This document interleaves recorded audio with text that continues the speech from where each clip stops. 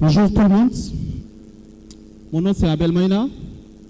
Je voudrais d'abord féliciter le CODNI pour le travail remarquable abattu depuis un certain temps pour qu'on puisse aujourd'hui être tous réunis dans cette salle, même si quelques-uns de nos frères sont encore dehors, ils sont encore mécontents.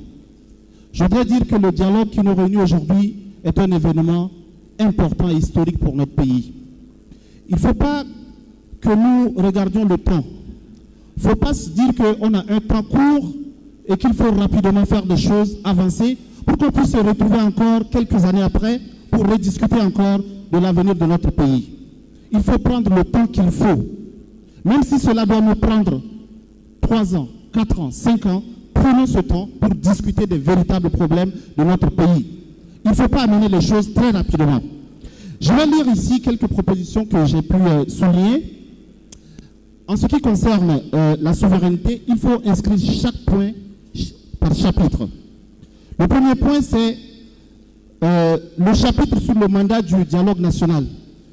Il faudrait que cela soit bien défini. Le deuxième point, il faut un chapitre sur la souveraineté du dialogue avec plusieurs articles. Un autre chapitre sur les droits de vote. Il faut bien que cela soit inscrit dans le règlement pour que demain on ne nous dise pas que non, ce n'est pas dans le règlement, qu'il faut faire ça, il faut faire ça. Prenons le temps de discuter. Le chapitre 1.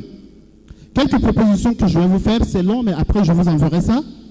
Du mandat du dialogue national inclusif et souverain. Article 1. Le dialogue national est une assise des forces vives de la nation tchadienne en vue d'un consensus permettant de sortir le pays d'une situation de crise multidimensionnelle par la conclusion de la refondation de notre État.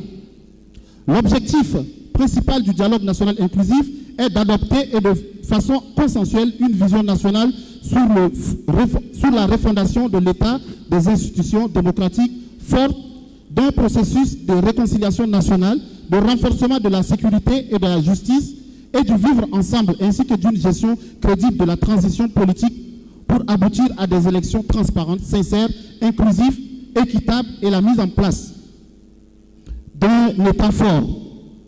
Je veux dire par là qu'il faut éviter de voir à chaque fois que les élections.